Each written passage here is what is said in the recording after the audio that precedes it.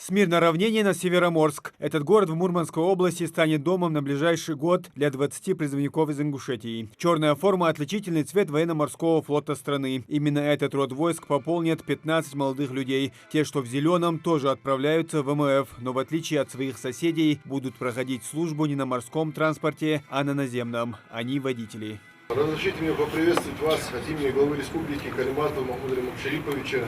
Отрадно вас всех видеть красивых, одетых.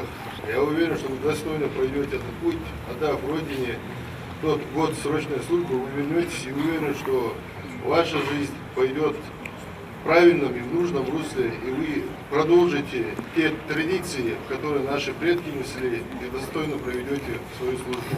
Этой группой служить в армию отправляются и братья Таркоевы. Старшему Халиду 23 года. Окончил Ингушский госуниверситет и является дипломированным юристом, а младшему Муслиму только исполнилось 18. Я сам решил пойти добровольно, осознанно, пойти в армию. То, что мы вместе, это тоже не случайность, потому что я предложил отцу взять брата с собой. Потому что двух братьев не разлучают.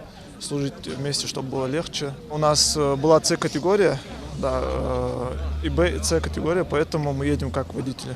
Да. За братом будете присматривать? Да, конечно.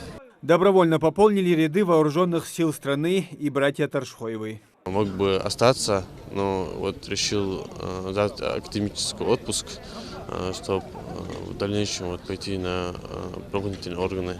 Поэтому сейчас пойти в армию, отслужить 1 год, взять военный билет и приехать. Призывники из Ингушетии пополнят Северный флот страны. Там уже проходят службу 10 наших ребят, которые прибыли в морфлот весной этого года. Показывают себя хорошо, а потому и спрос на наших призывников вырос в 2 раза. Кстати, представитель флота, который приехал в Ингушетию забрать новобранцев, также уроженец Ингушетии. Прапорщик Идрис Бузуртанов окончил авиационное училище, уже 7 лет несет службу в морфлоте. Сегодня я приехал в роли сопровождения с Назрани до Мурманска. Там их передаю в распределительный центр. Дальше их будут уже распределять по категории здоровья. Там, например, если категория А здоровья на корабль, у кого чуть похуже здоровье, там авиационные части.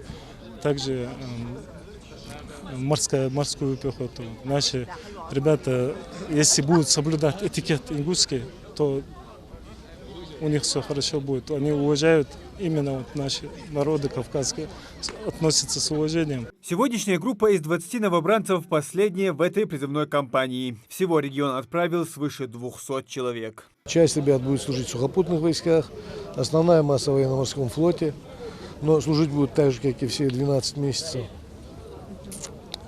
Отправили мы, задание выполнили в полном объеме, республика задание выполнила. Родственники, друзья, юноармейцы, работники военных комиссариатов республики сегодня провожают наших ребят. Новобранцам желают достойно отслужить и через год вернуться домой. На этом осенний призыв для региона завершен. По стране же он продлится еще 1 месяц. Муслим Ганиев, Асхаб Белакиев, Новости 24.